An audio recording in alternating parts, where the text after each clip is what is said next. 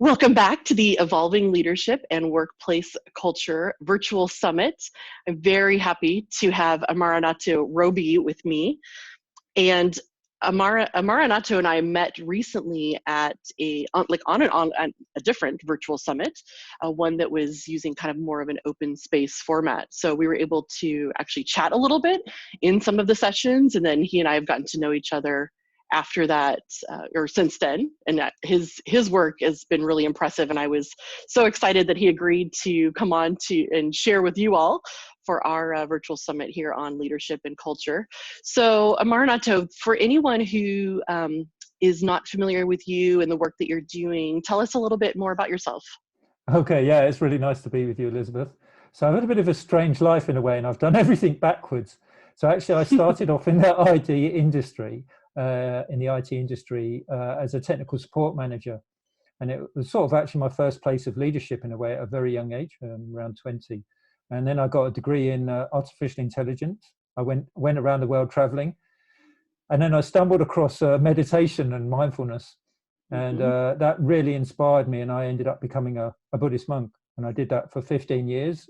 And about 5 years ago, I decided to stop being a monk and return now to being a mindfulness-based executive coach and working with leadership.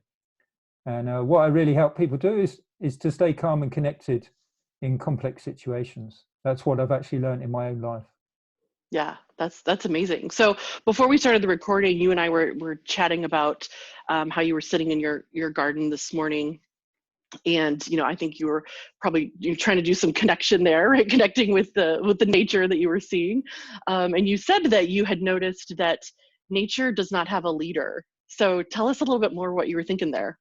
Yeah, it was really interesting because it was this like really sitting in a garden chair and just noticing actually what's happening now, and like looking for the orchestra, the conductor. Where's the conductor? There is no conductor. Nature is getting on with what's going on. It's growing, it's decaying.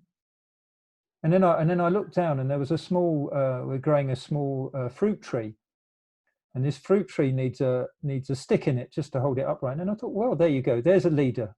There's somebody that just creates just enough vision, enough direction, enough intention to grow something. And then I thought, well, it's interesting. The gardener. What does a gardener do? It tends to and focuses on different areas of the garden, depending on what type of version of gardening you like. But you can just see that with a gardener, suddenly things can grow in a particular way. They've got a deeper understanding, and it just brought me back to leadership. Do we actually need leaders? I think that's a great question. And I don't know if I have a good answer. I think that I like models where, like, we'll just say flatter models, right? So less hierarchical, right? Yes. Where everyone has a shared goal and we're all, just working towards that, right? So is there leadership there, or are we all leaders in that scenario? Isn't it interesting? We're all leaders, and this is what I really learned in the monastery. And because actually as a monk, I was in quite a hierarchical and patriarchal system. But I started running these family camps quite early on. Leading them. There was about 100 people, 10 facilitators, and I wanted a flat hierarchy. I wanted everybody to take charge. You can't run that many people anyway. It's too diverse, too many ages, too many views and opinions to start saying you do this, do that, do the other. But you can set a general direction. You can create like a safe container for people. And so I had a very strong feeling about doing that, and it worked really well. And the center point for that was really play.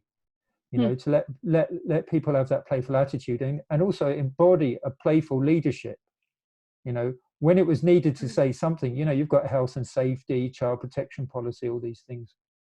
Same thing in business. You have to have risk assessments. You have to follow the law, right? You can't budge with those types of things. But the way that you can relate to them can be incredibly creative as a leader. You can take a certain charge, a certain direction with it again, where you can engage other people and say, so what's your viewpoint? This is the law. This is what we have to do. But how might we implement it here? How might we achieve it? We just going top down, saying this is it? Or can we engage in some sort of dialogue? you know. And it's interesting to see you, as soon as you said flat hierarchy, just the amount of energy that comes in the room, you know, because we're set up for this. We're totally set up for it, just like nature. Yeah.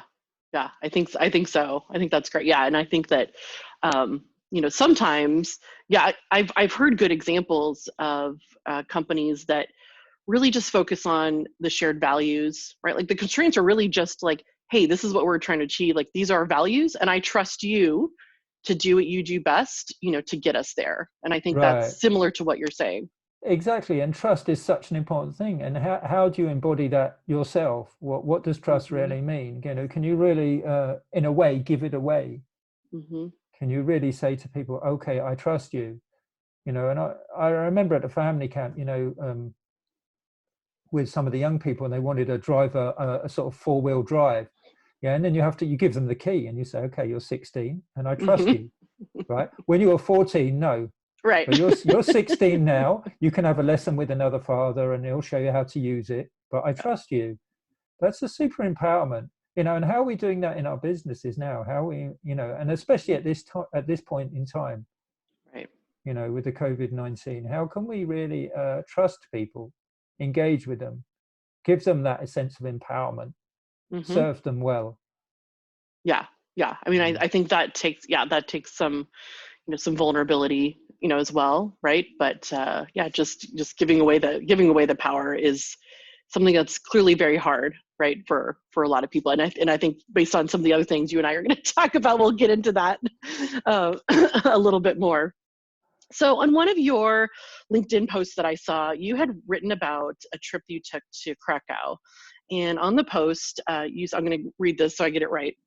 You said that Hitler's own compelling vision and the numbness of his followers allowed his message to spread far and wide. It showed powerfully the work of the rational mind when it is not connected to what we have in common, a heart that can be listened to. So tell us a little bit more about that story. Well, I was invited out to a school in Poland to run a sort of young executive leadership program for them. And as part of that trip, I wanted to go to the concentration camps there. And I have a shared personal history in that as well. But it made me reflect on leadership there, you know, really seeing, you know, the power of when you don't investigate your life, you know, when you just say it should be like this, it ought to be like this. And of course, we can see parallels maybe nowadays as well. So this is so critical, and why I have so much passion, particularly for young people and young professionals, that if you can get this critical inquiry in this way of what I would say reflecting on your own experience, reflecting on yourself. So I was trained as a monk in a reflective approach. So what I'm saying now is not dogma. It's not a way, an approach. It's not saying you have to do this, that, and the other. But it's an inquiry.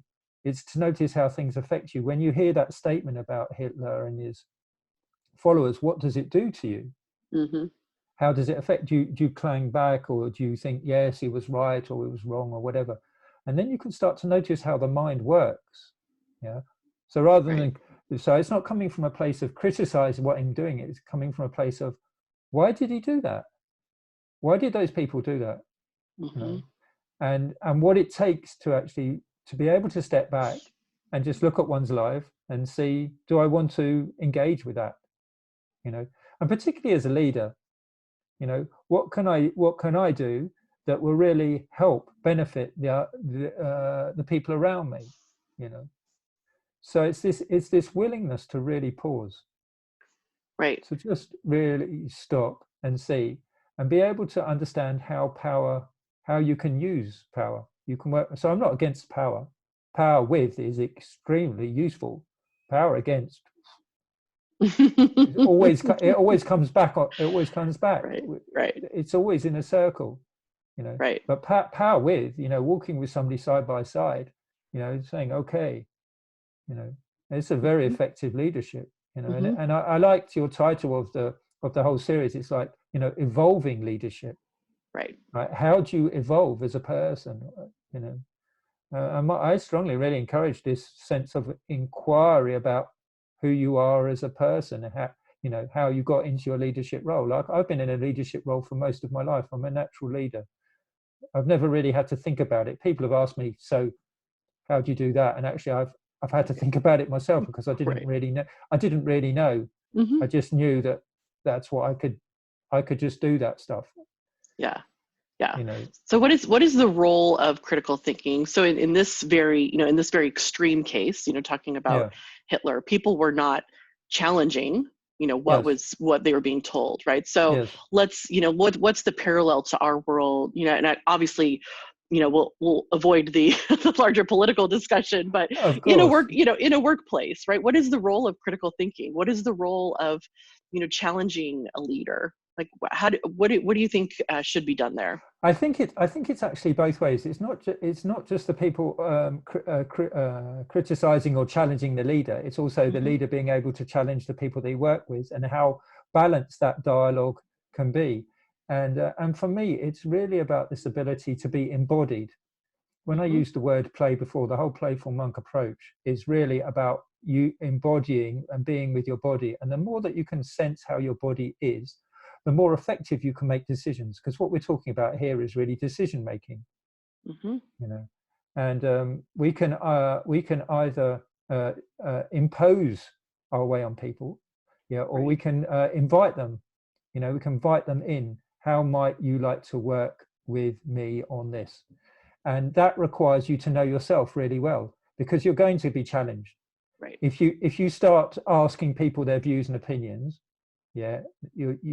people are going to give them. That's what they do, and there's nothing wrong with that. But if you haven't critically inquired in yourself, you don't know your blind spots so well, then when they come in, you take them personally. Right. But they may be nothing to do with you, either way, from the leader or from the person receiving it. Right. So it's like this. So it's actually a co-evolution. How can we actually grow together? And some people have got those skills of leadership. Some people need to develop them. But it's really this noticing what am I being driven from? What is the driving force? Yeah, I think this might have been the thing that you and I bonded over in that event, the virtual event where we met. Is I think you were guiding us through a short meditation, and you talked a lot about that embodiment, and that's something I've already learned about myself, is that I'm way more connected to my gut. Like my gut is definitely my driving force, my intuition, and somewhat my emotions, but my physical body, like that's the thing that I need to work on. Like that's the part of me that I'm, least connected to, but I have done the work to at least get that far in my awareness, right? To know those things. Isn't that amazing, right? So you know now what to work on. Right. There's no wrong in that. The thing is, now where you need to place your attention. And so you start learning about that. That's how you evolve as a leader, as a person, you grow. And there's now so much good quality psychological research about those stages of development, about how we evolve as an adult, from a child into an adult, into a fully grown adult, and a contributor to society. And if we really want to collaborate, connect, then we have to know ourselves. We have to know our bodies, because actually our bodies, our biology is set up for connection. And when we don't get it, we get ill. I'll say that again. When we don't get it, we get ill. Yeah.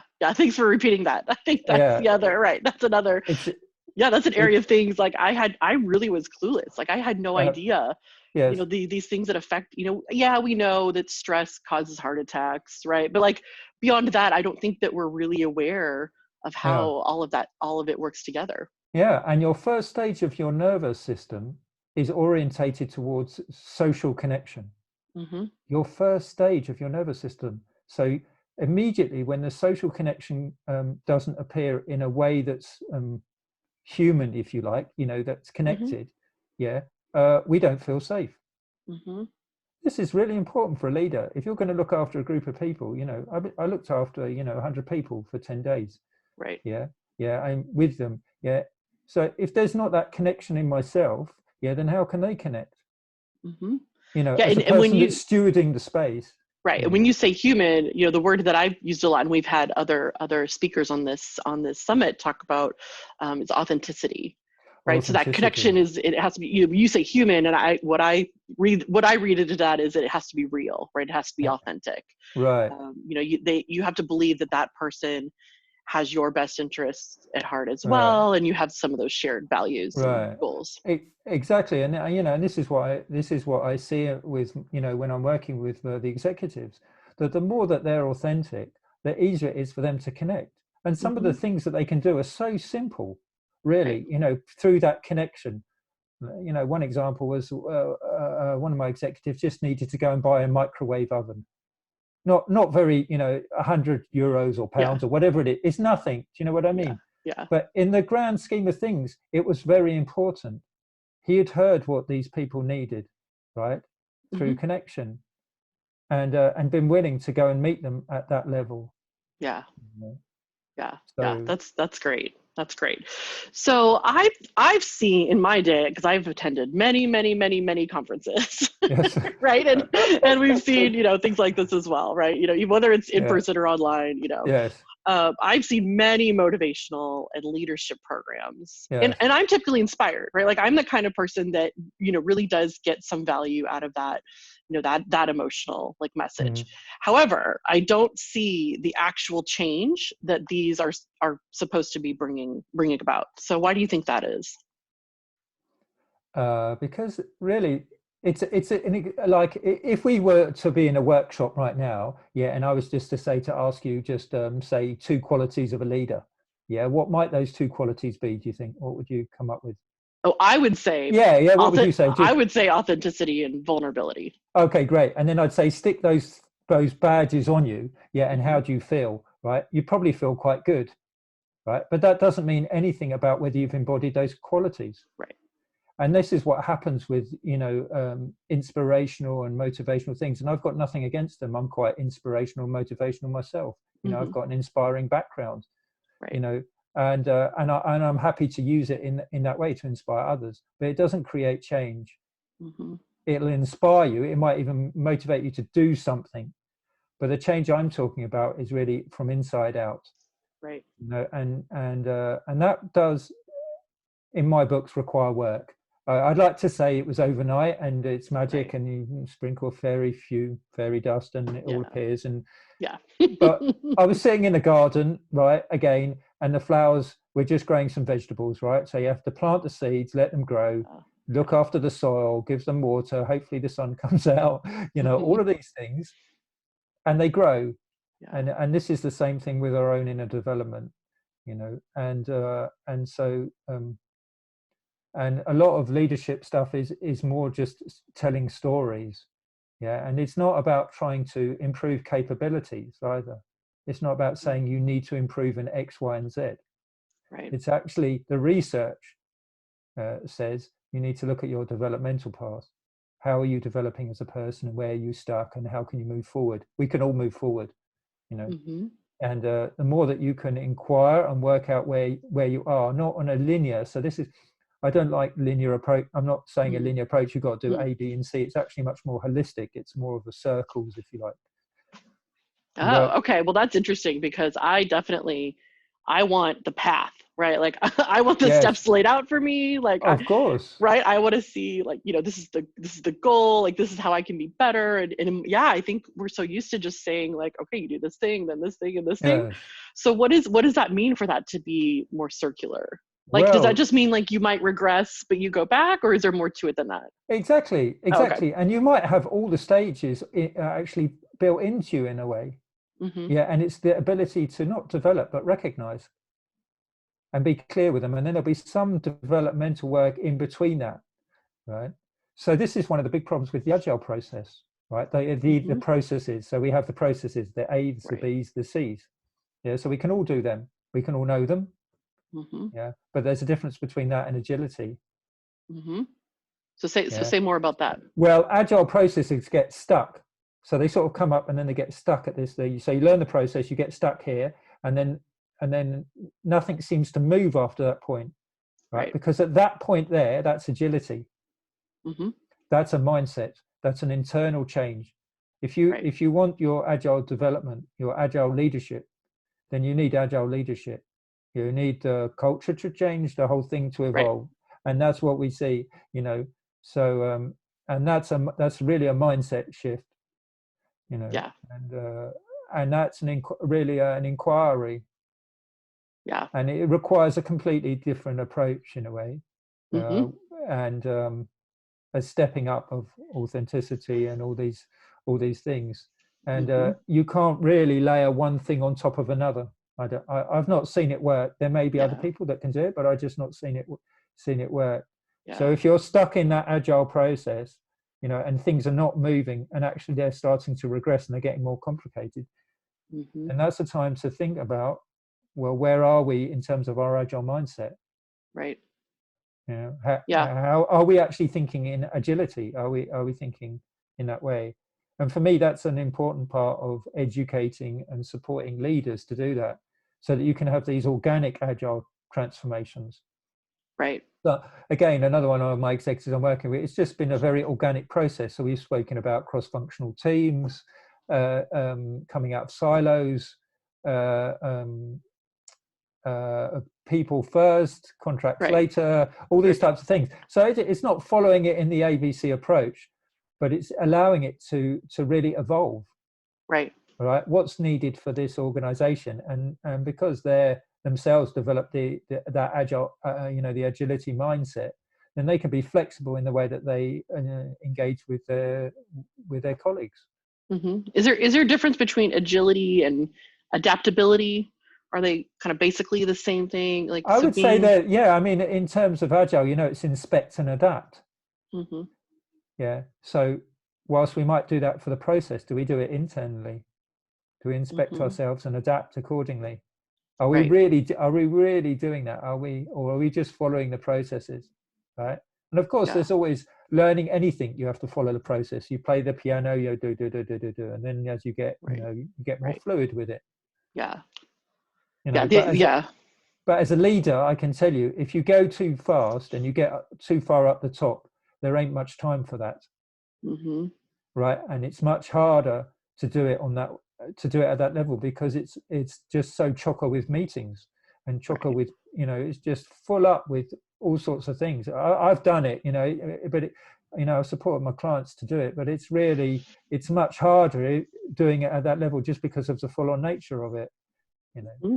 So this ability again to pause, reflect, can really slow all that down, and then your response is in the end much quicker. You actually slow down to go fast. Yeah. Isn't that inherently what's so hard about it?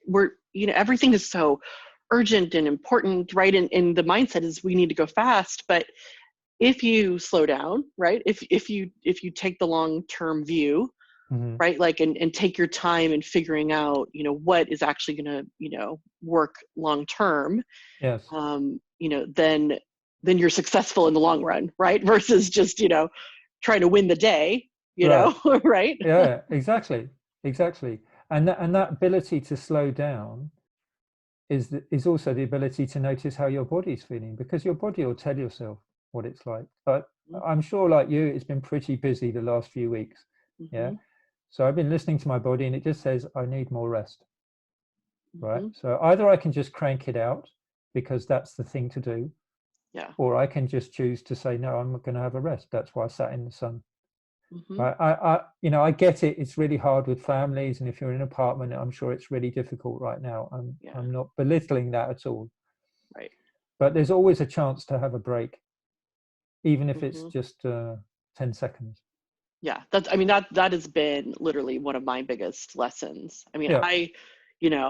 I got, knocked on the ground like a year ago, and it was really just this huge awakening, right? Of what, Mm-hmm. what I needed a long break, right? Like I Yeah. really needed, Yeah. but I didn't know any of this about myself, right? I didn't Yeah. know that I was the kind of person that was inclined to run so fast and so hard, right? Just like consistently, that creates, then I crash, right? And I didn't know any of that about myself, right? And now I do. No. Yes. And so the question, it's a question of culture as well, isn't it? Because our Oh cultures yeah. will keep reminding us that that's the way to do it. Right. But that's that critical inquiry that I was talking around Yeah. with Hitler. like, just to, can we pause? Can we give out the signals as a culture, as people, to say, no, it's okay, you can slow down. And this is why my passion is for working with leaders, because you see, if they do it themselves, then maybe there's a whole load of other people that could do it as well. And Right. wouldn't that be nice? Right. So this is not about not productivity, you know. This is about being effective. Yeah. Yeah. And now I'm noticing, now I have the skills to be more aware. Right. So now as I've like, now that I'm back to, feeling more like myself, and I'm back in this, kind of mode of, being really busy, being, going fast and doing all, probably doing too much, right? Like, Yes. I'm at least, well aware of it, right? And Right. realize the need, for that balance, Yeah. as well. And in that space, you can say, okay, I'll have a little bit more, or I'll have a little bit less, or I'll choose Right. to work like this. Right. That's the ability to make great decisions. Yeah, I will tell you Yeah. though that I've this idea of something like being a monk, right? Like this idea of completely removing yourself, right, Yeah. from all of it, and having that is, of course it sounds very magical, right? Like, it sounds lovely. So talk a little bit, more about like what that's really like, or tell us, since you are a former monk, tell us what that teaches us about leadership. Make some more of those connections for us. Sure. So the one thing is to slightly dispel the idea that we were, like, it was a really quiet lifestyle. Actually, I had some of my worst arguments in the monastery, and I learned actually how to deal with them there in a really effective way by learning like nonviolent communication by Marshall Roseberg, how to speak really eloquently and to the point on feelings and needs. But the power of being a Buddhist monk was simplicity. Yeah, exactly. That's what I Simplicity. crave, right? Right. So there's no reason why you can't have that in your life. You see, as a Yeah. Buddhist monk, I was called a renunciant, which means you give up things. So you give up sex, money, the Right. amount of sleep, dancing, singing, these types of things. They're quite strict in the tradition I was in. But you can translate that into the modern world, into our world that we're in now, in moderation. How do you moderate your behavior? What things would you like to give up for your well-being, for the well-being of the people around you? Right. And then the other thing is, of course, is mindfulness, awareness, self-awareness. You develop a high capacity of self-awareness, of really knowing yourself inside out. And that's a superpower, Right. So mindfulness is usually shared as being calm. That's it. But calm is the starting place. Right. It's the starting place. You learn how to stay balanced in all sorts of different situations because you've been able to explore in your own mind all those different things. It doesn't require you to live in a monastery. I've done it with my executive coaches. Right. With the people that I coach, they've been able to actually surpass me in some ways with their capacity, to do this. Just by their willingness to keep engaging, slowing down, noticing how they feel, choose simplicity, choose how they want to react, respond to the situation, and develop this capacity of self-awareness and a developmental approach. What is it that's really blocking them? In all, so it's like pause and reflect. That was the power of the monk's life. But also, the real one was the ability to know that none of it is yours. None of it. And that's Just say more about that.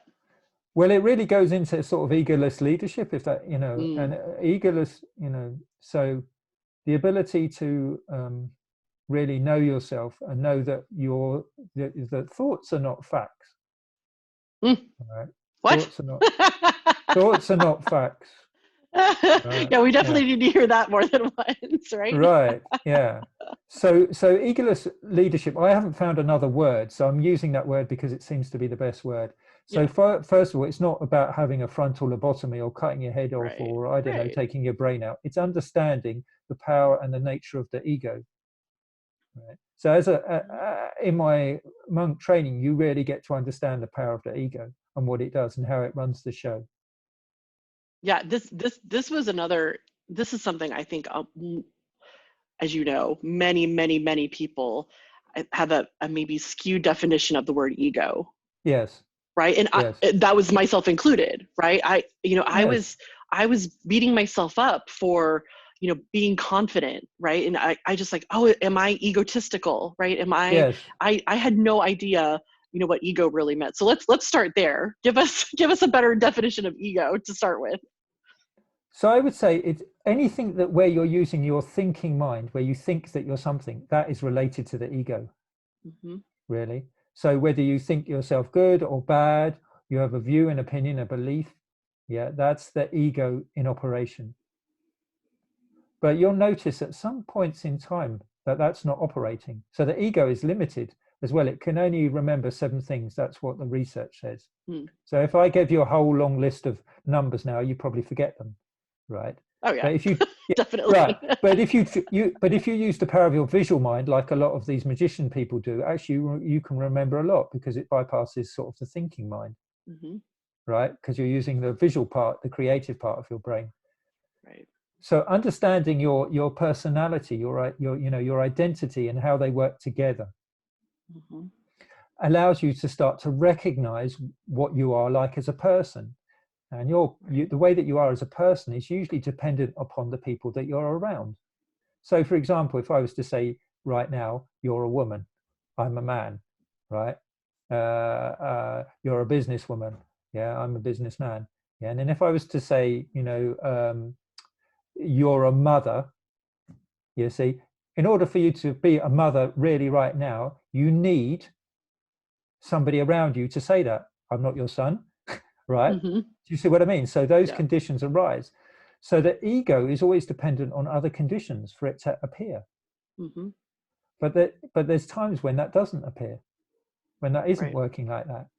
So, and if you're always working from the ego, yeah, then your focus is very limited. Yeah, because it's what's basically been put in there, how you've been taught to behave. Right. So that's very limiting in making decisions, very limiting in relating to people. Say you've been brought up as a gardener. Let's just say that, right? And then you become a leader, yeah. And your gardening is that they have to be all in straight rows. That's how you've been taught. Everything has to be 10 centimeters apart. So when you go and work for your big gardening firm, you say, this is how it's got to be because that's how you think. But does it? I love it. We're going back to the questioning. Yes, right. So then you can inquire. So egoless leadership is actually placing the ego in its correct place. It is fantastic at planning. It's got the most amazing capacity to do that. But put it in a complex situation, gets a bit freaked out. Oh yeah. It doesn't like ambiguity. It doesn't like ambiguity one bit, right? And that's where the stress levels go up, the heart rate starts going, and we get lost. We get really lost. We don't know what to do. So then we say, okay, no, I'll tell you what, we're going to do it this way because I know. Right. Or there's the other one which says, don't know really. What do you think? What do you think? What do you think? Oh, I see. Okay, so you think like that. Well, maybe we can do it this way. You see, already there's the inquiry. Right. And when you really refine it in terms of these developmental models, human developmental models, there's the 5th one, which is really not many of the population inquire at that level really, but it really is about a sort of a unity. It's a creative, you really become a creative leader and you'll be able to respond outside of how you believe, your social connections, everything. Right. And that is mega power. Yeah. You can respond to any situation because you're not dependent on how fixed you are on that situation. You know, you don't have to follow the rule book. I was on another peer-to-peer conversation the other day with some of my coaches, and one of the other coaches said a really lovely thing. He said, there's no dashboard, there's no data now. Where are you looking? Right. There ain't one. We've not been here. I love it. Right? Yeah. So what do you do? What do you do? You know, Right. you have to I mean, listen. right. Yeah. My answer is to question. Right. Right. My answer is to say, what if everything was different in the future? Right. Right. What if we did things differently? Like, why did, Right. you know, why go back to what, you know, how we did things in the past? Right. Right. This is our opportunity to say, how can they be better? Right. Right. How can we do things differently and better? Right. So we're back to co-evolution again, you see. We're just having an evolutionary conversation here. Right. I'm not saying to you it ought to be like this, and I'm sorry, you know, Elizabeth, that's not right. Yeah. Actually, what I'm saying is, well, that's interesting. That's how you hold it, and you know, maybe I hold it something slightly different, and let's see how that works. Right. But it requires you to soften the ego. It's not all about me. I don't have to do that. Right. Yeah. So this is Right. not. I don't want to come across as a leadership bashing at all. Yeah. This is not leadership bashing. It's just the limit. It's actually the limitations of the way that we've been educated. That's all. Yeah, well, so on that, one of the articles that you had shared with me said that in one analysis of 187 studies that Yeah. looked at leadership effectiveness, the authors found that 4 of the 7 traits that were associated with effectiveness were energy, dominance, self-confidence, and charisma. And that research shows that narcissists exhibit more of these traits than other people do. So what does that say about our, you know, again, you're not bashing leadership as a whole, right? But this, you know, the studies have shown, you know, what they've shown. So explain that to us. So I think this really, the crux of this really comes down to self-leadership, that it's not one leader, right? That if we're all leaders, we can have a conversation about this, and we can say at this point in time, you know, you over there, Sarah, I think it's good that you do the leadership at this point. Yeah. Right. You know, I'm talking about in small teams. Mm-hmm. You know, oh Bob, okay, so this time you do the leadership part, right? Because that's the skills that you've got at this point in time. You know, so if and then we get the leader that we want. We get the leader that we Wow. want. Yeah. It's not the one that we need. So the more that we actually all personally inquire, we all take our own authority, right? That's not authority over, that's authority with, again, your personal sense of, you know, really understanding yourself. Yeah, and then the more that you can have the leader that's really needed for that situation. Right. You know, so you know, I think there's a tendency for wanting strong leaders, right? Because then it's easier for to say, well, they can do it. Right. Well, this is not the time for it. Yeah. This is just not the time for it. Why not yourself? You know, the title of this talk was, you know, being an amazing leader. I'm saying to you, you be an amazing leader. You know, you listening here, wherever you are, if I don't care if you're a toilet cleaner, be an amazing leader. You know, the person at the checkout counter, be an amazing leader. If you're head of a company, be an amazing leader. Right. You know, and so that we don't just give our authority away, give our power away. And it does require work. I'm sorry, I can't. I'd like to say it doesn't, and it's all easy, and it's just not. You know, it's very beautiful. I feel very privileged to be able to coach the people that I do, and you know, be with them as a guide. You know, it's a fantastic privilege, really a fantastic privilege. And you know, the people that I'm working with now, right now in this COVID-19 thing, all the ones that I'm working with on the executive level, none of them have stress. Right. None of them. In fact, one of the last conversations I had, we nearly weren't sure what to talk about, right? And this is a person head of a really big company, head of a big department in a very big company. Yeah. And we were talking about what can he do in that situation that's going to serve his staff the best. Right. You know. And another one was just is in the health industry and making decisions about how he's going to respond to having to take charge of a particular department. Right. So it's absolutely possible. And dealing with complex situations, and I particularly like the work of Dave Snowden. So Okay. I'm not a complex theorist, so he Right. might say, well, I haven't got quite the right background for it, but I understand it from my my meditation and monk time. Yeah, if you want to be with a complex system, you want to be with a complex arrangement, you have to be able to be with the system. That's first of all, calm. Then you need to be connected to it. Yeah, and then you need to be able to fail. You need to be able to fail pretty fast and pretty quickly, so that you can find out what's happening in the system, get the feedback, and then you can make decisions around that. Yep. That's the inquiry part. So it's a sort of sense-making activity. The more that you know yourself, and actually, in the end, the less you are of yourself, the more effective you will be. But first, you have to know. First of all, you have to really know yourself well. And that's the journey I take people on. The playful monk approach is the insight of a monastic, and then the creativity and the innovation of a child, the curiosity, like when a child comes in the room, they go, oh, this is or my hand, or how children are amazing. Sometimes we use the word childish, but I really don't like that word. It's just they're in their own development. But that innocence, the excitement about the kind of ties into the simplicity, right? Excitement about simple things, right? And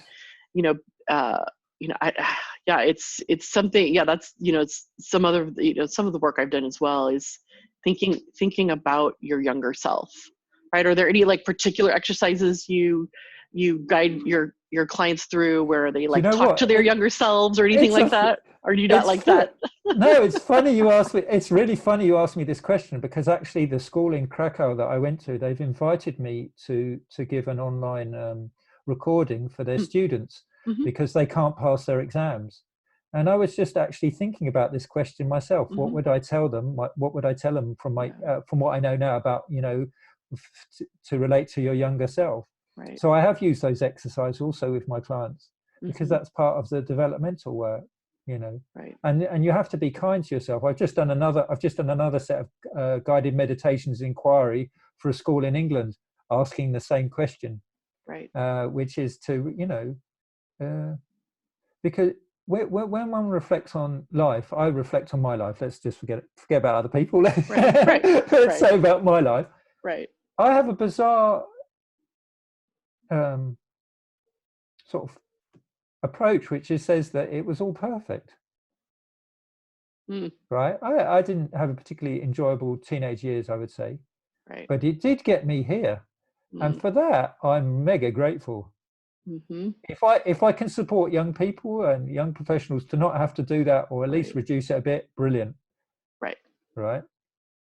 But it brought me here. So it's good to investigate, and sometimes it is frightening, and that's why having somebody alongside you can be really helpful, that knows the ground, knows the territory, and seen that, and they're saying, yeah, actually that's all right. Right. So it's not about regression and screaming and shouting. It's just it's a gentle inquiry into seeing, what would have your younger self liked, what would it need, Yeah, and like what were you being told, right, by people around you? Right. I think digging into some of that. So talk a little bit more about the play.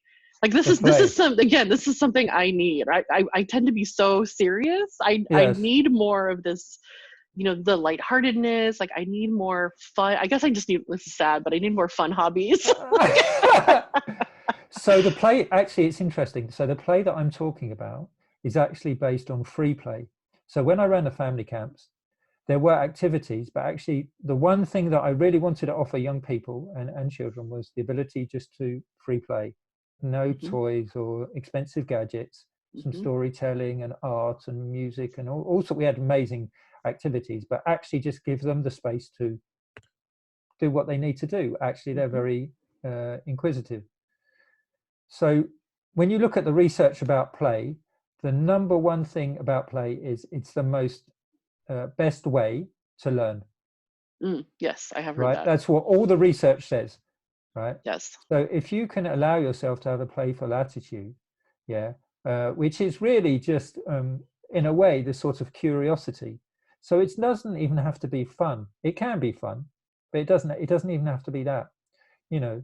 So sort of simple things that you can do. One of the really beautiful exercises is just to draw a circle and then doodle in the middle. That's it. Doesn't matter whatever it looks like. You don't have to share it with anybody, but just doodle and just see what it's like. You know, sometimes I ask my executive clients when they're on a call, yeah, and just doodle, just play around. Even on my workshop, sometimes I've given people cards and hand them out and say, when you're bored, yes, just doodle. I know what you're doing, and that's fine, right? So it's really to well, the other thing as well, which is really interesting, I ran a family camp to learn actually how to play. That's what I did. So like it's a bit cheeky, and it's what a lot of leaders do and trainers do. They teach sometimes the things that they don't actually have all the experience of, and so the 5 to 7 year olds, right? I didn't really know how to do that well. So I went in there and I asked them, show me how to do it. Yeah. That's what they did. That's So I got awesome. it. I knew what to do, taking really funny books. So the library used to come to the monastery because it was quite rural, and I'd go in there and I'd just order lots of, reserve lots of children's books, and then I'd read them, and then I'd read them to the kids during these events. Right. And it was fantastic fun. Just sit there and read a story.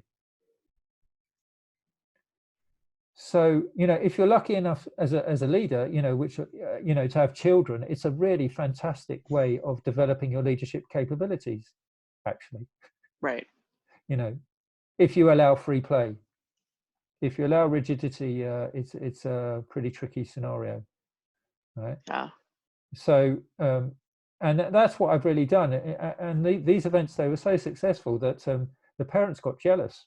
And I had to run events for the parents because they say, "Why is my child?" And on the teenage retreat, I say, "So why is my son and daughter doing this? We never did this." Right. And then I ran a creative retreat, which was actually exactly what this was about. So I'd have a song therapist come in, a dance therapist, and then creative activities and calm and connection, mindfulness and inquiry, and hold it in that space. So that's my sort of encouragement. Even in these times, even in these difficult times, you can see the amount of creativity some people have come up with, the humor, the dark humor, and just simple things, so that you can stay with this connection. And play is sort of hardwired in our systems. If we've got a body, we can play. Yeah. Right. If you want to start in the bath. Start somewhere simple, or just go out in the woods alone and skip around. Yeah. I saw something this morning about a quote about dancing. Yes. Right? Just like dancing every day. I mean, like you won't believe this, but last year I was invited to SAP in Germany. It's a big company, and I ran a dancing workshop there. I love it. And it's an embodiment workshop with a dance teacher. This fantastic trainer with me organized all the music, and I ran some of the embodiment exercises, and that's what we did. And the workshop was part of a whole day, and there was the workshop had, I think it was 2 workshops. It had 60 or 70 places, and it was subscribed up by 400 people within the first 30 minutes. Something ridiculous like that. It was just oversubscribed. So so like if you're listening and you're thinking, oh my gosh, I can't skip or dance, or I couldn't bring that into my company, it's happening. Right.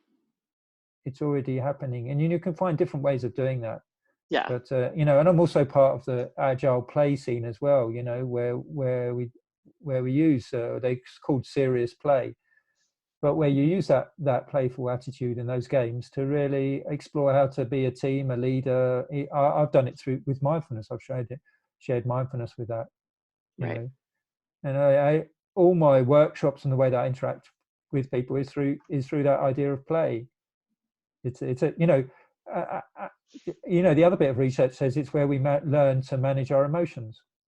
Yeah, I'm less familiar with that In concept. the playground is where you learn to manage your emotions. Or that's maybe where you learn the bad habits of not managing your emotions. No, it happens the other way around. It happens Right. that because you have those arguments with the kid, you have to learn to negotiate, right? And you learn quickly. So the more that can actually happen, the English government, Cambridge University did all this research on play, and they said to the English government, you must put this in the toddler schools. They wouldn't do it, even though all the research said that it's fantastic for dealing with emotions. Right. But we can still do it as adults. There's no problems with that. Right. You can still have a playful attitude as an adult. Right. Right. Yes, I agree. I think that's, like I said, it's something I'm working on for sure. Thank you so much for being here. There's so many things that you're talking about that, it's easy for me to reflect on, like this has been my journey, right? The things I'm working on, I've recognized these things, are important. I certainly have a long ways to go. And now that I know that path is not necessarily linear, that was a good aha moment for me. I know that I can, Thank you. Yes. Look at that maybe a different way. So that was, that's valuable for me. But I think there is a ton of things that you talked about that will be really helpful for other people as well. So I'm so grateful to you for being here with us. Amaranatho, have a great rest of your day. And thank you. is there a particular place that folks should connect with you if they want to learn more or just be connected to you? Yeah, thank you. So my website, www.playfulmonk.net, or you can find me on LinkedIn under Amaranatho, Amaranatho.